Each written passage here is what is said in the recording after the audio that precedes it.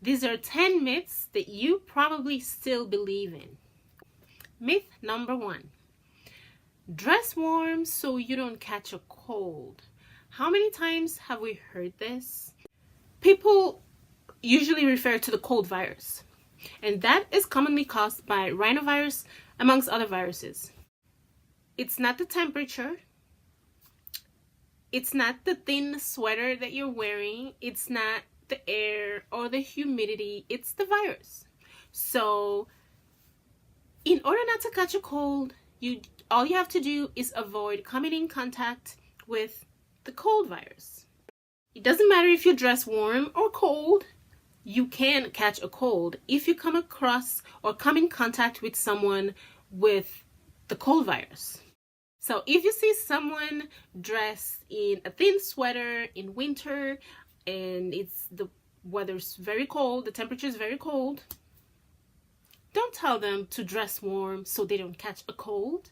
Just tell them, dress warm so you don't feel cold. Because some people actually believe that not dressing warm enough can actually give you the common cold, and that's just not true. That's the point I'm trying to make. You can still catch the common cold even if you dress warm. All you have to do is come in contact with the cold virus. Myth number 2. Myth number 2 is everybody needs to drink at least 8 ounces of water a day, or 2 liters of water a day. This is not true. First of all, your body tells you when you need water. Okay?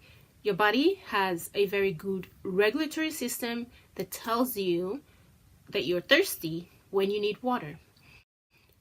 People consume water in many different forms. You may not have a huge container of water on you, but that doesn't mean you're not consuming water when you eat grapes. Or there's so many fruits that contain water. There's so many when you eat cereal. There's just so many foods out there that we consume water while we eat them.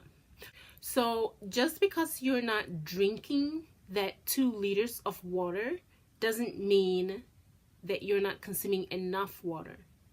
And as far as the actual amount, it depends on a lot of things for a lot of people. For instance, if you don't eat added salt in your diet, you will find that your body retains a lot less water. So if you drink 2 liters of water in a day, all you're going to be doing is you're going to be going to the bathroom every 10 to 15 minutes.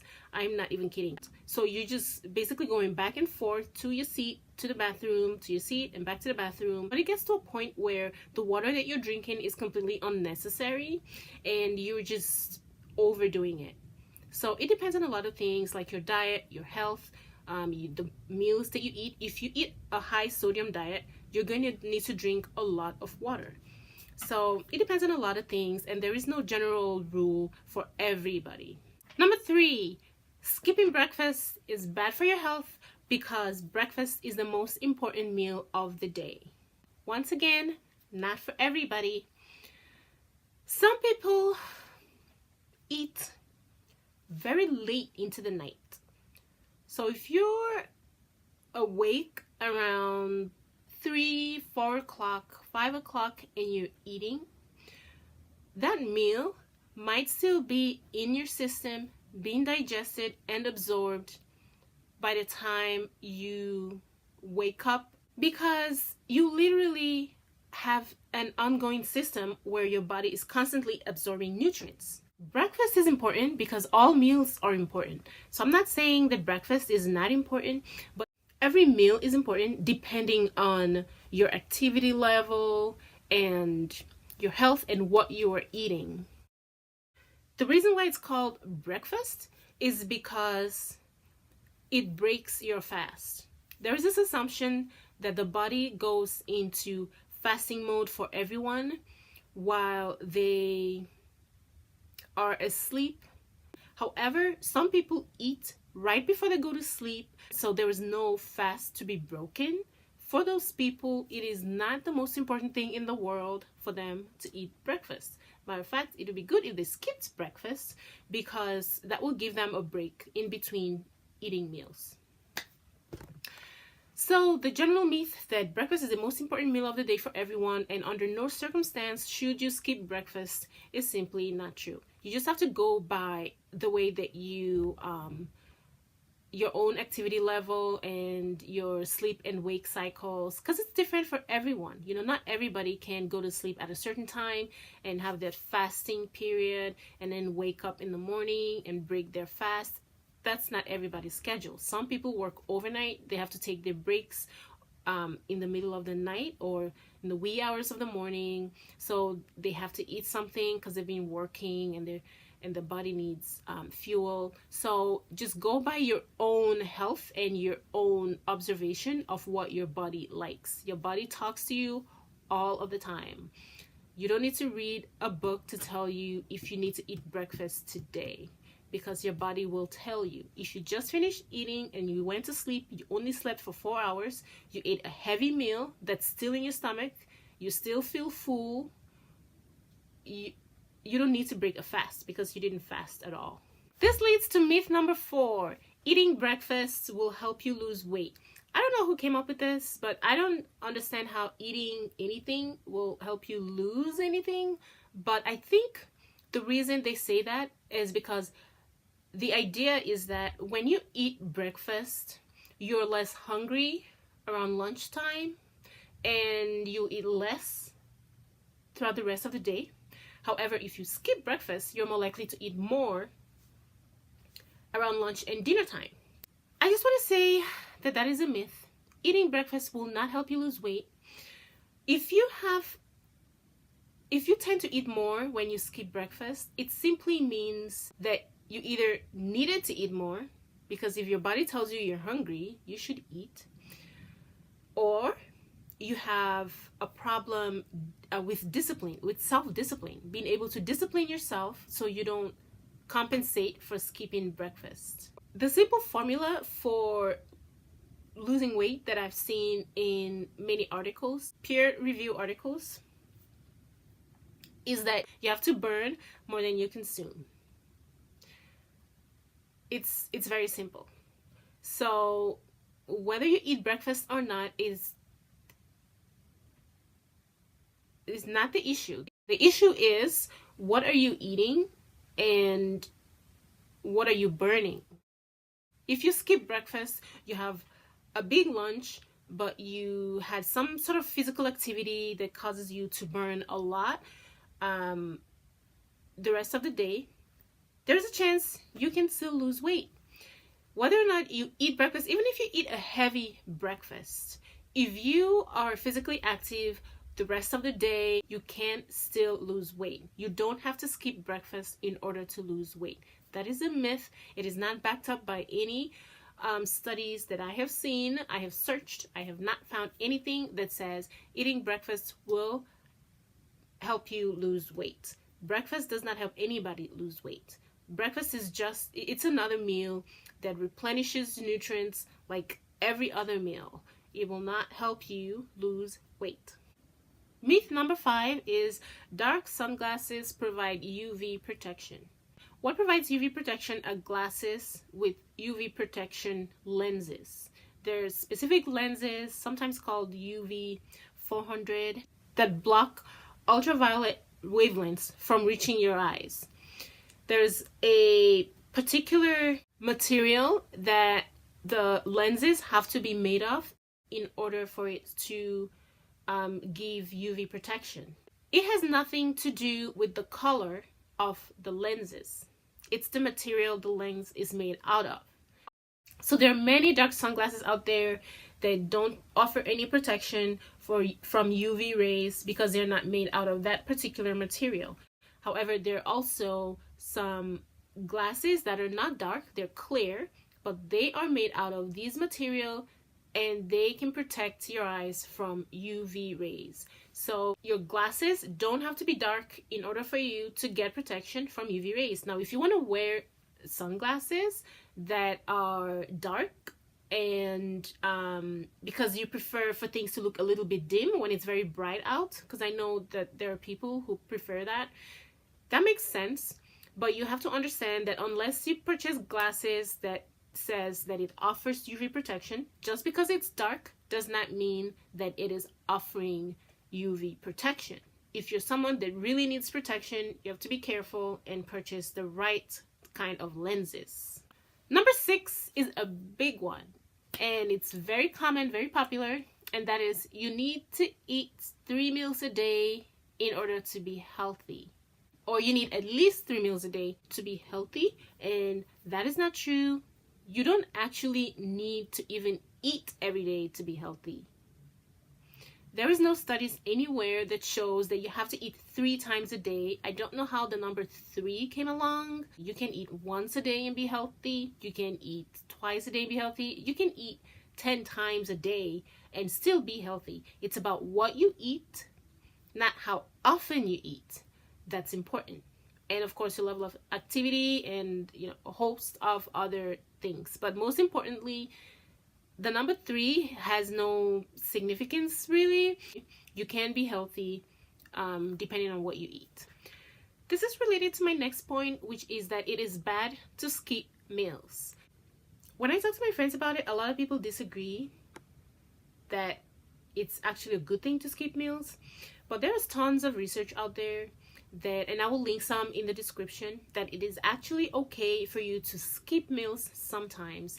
There are some hormones that are released when the body is in a hunger state that is beneficial to the body, and you don't have to be full every time that you're awake.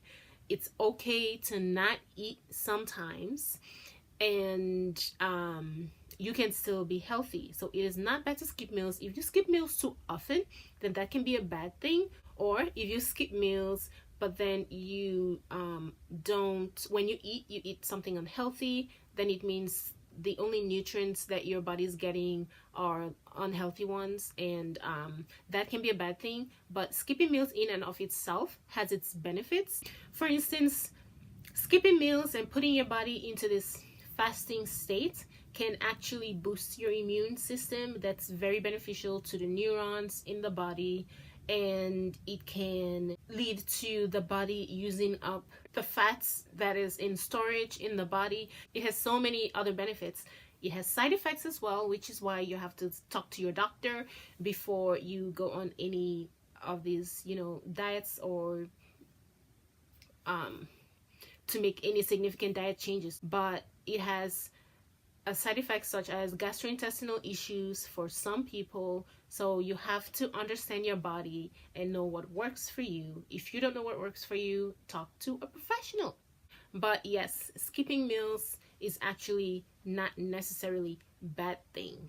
So when you tell someone you're not eating lunch today and they tell you you shouldn't starve yourself, just tell them, I'm not starving myself. I'm actually boosting my immune system, because sometimes fasting is good for the body. Was that number 7? I think that was number 7. Number 8, cracking your joints like this and this and this. I don't do it, so I can't. Cracking your joints, they say, can cause arthritis. That is a myth. Cracking your joints does not cause arthritis. When you crack your joints, what you're doing is you are popping the gas bubbles that has formed in between your joints, and that's the sound that you hear when a person cracks their joints. You're not actually cracking your bones. So there is no correlation with cracking your joints and getting arthritis. Of course, if you do it and you feel pain when you do it, then you should probably stop or go see your doctor or talk to somebody about it. But as far as the process of actually hearing that crack, crack, crack when people do it, that has nothing to do with arthritis. It will not cause arthritis. It is not related to arthritis. You're simply popping the air bubbles that has formed in between your joints. Number 9 is a big one, and I believed it for a long time, but now I know better, and it is this: sugar makes people hyper. Sugar does not make people hyper. It doesn't. People expect you to act more hyper when you eat sugar, but it doesn't make people hyper. Now, one thing to remember is that In order for a statement like sugar makes people hyper to be true, it has to be true for most people, which means when studies are conducted, the results have to show that this is in fact true for a majority of the people. This is not the case. There's been so many studies conducted regarding this, and it is found that when, especially children, when children are given snacks or candy that contain sugar, people react to them differently and expect them to be more active. So the children themselves are not actually being more hyperactive, but the way that people interact with them, we treat them and we believe that they're acting more hyperactive. And it's possible the kids are simply happy that they got a sugary snack to eat. And what do kids do when they're happy? They run around more, they jump up and down, they become more loud. And we assume that it's the sugar that they're consuming that's making them hyperactive. But a lot of studies have been conducted, and it has been found that there is no correlation between increased hyperactivity and the consumption of sugar in people. So rest assured, sugar does not make you hyper. Next time when you eat sugar just before bedtime, or you drink a juice that contains sugar or ice cream or something, just relax, close your eyes, and go to sleep. You are not hyperactive. That's just a myth that you've believed in so long. Number 10 is a big one, and it's my favorite, and it is this: red wine is a healthy drink. I've heard this so many times, that red wine is a healthy drink, and if you drink some glasses of red wine every day for however long, you will have a healthier heart, and blah blah blah. First, I just want to say that red wine is alcohol. Now, alcohol is not the worst thing in the world. However, it is an immune suppressant. It doesn't matter that red wine has substances that is beneficial to the body, such as resveratrol, amongst other things. Red wine is still an alcohol, and alcohol is still an immune suppressant. So if you're someone that drinks red wine for the sole purpose of getting the benefits of resveratrol, I would advise that you eat grapes or consume other foods that contain the same nutrients that you're trying to get out of red wine. Because you don't have to consume red wine in order to get the benefits of resveratrol and all these other antioxidants. You can get them from fruits and so many other foods out there. And by the way, a Harvard study has shown that the benefits of resveratrol was found in mice, but there was no such results found in humans. And in order for humans to get the same benefits, heart healthy benefits from resveratrol that mice get, they have to drink thousands of glasses of red wine in a year in order to get the same heart benefits. So it is a very common myth that red wine is healthy and you should drink it after every meal, but that is not true. People that tend to drink red wine with their meal are usually people that are somewhat health conscious, and the meals that they eat tend to not be the worst kinds of meals. Like, very rarely do you see someone with a plate of McDonald's burgers and fries with some red wine. They usually eat healthier meals as they drink the red wine. And the studies, this Harvard studies that I just referenced, it will be in the description by the way, shows that it is possible that the benefits, the health benefits that these people believe is coming from the wine is actually coming from the meal that they eat while they drink the wine. Because the studies that they have conducted regarding resveratrol, which is the number one ingredient in red wine that's supposed to be beneficial to the heart, has not shown what it claims, which is that you get, you get a healthier heart when you drink red wine constantly. However, I cannot stress enough that alcohols suppress your immune system, and anything that suppresses your immune system is not something that you want to consume a lot of. It may taste good, you might drink it occasionally, but to make it a constant in your life because you believe that the red wine itself is what's beneficial is very dangerous, and it's a myth. According to the studies out there, none of this have been proven. So these are my 10 myths that you probably still believe in, but now you know better. I have links in the bottom of studies and sources if you want to take a look at them, just to educate yourself a little bit more about the things that we hear in our everyday lives. Thank you so much for watching. I will see you in my next video. Bye guys.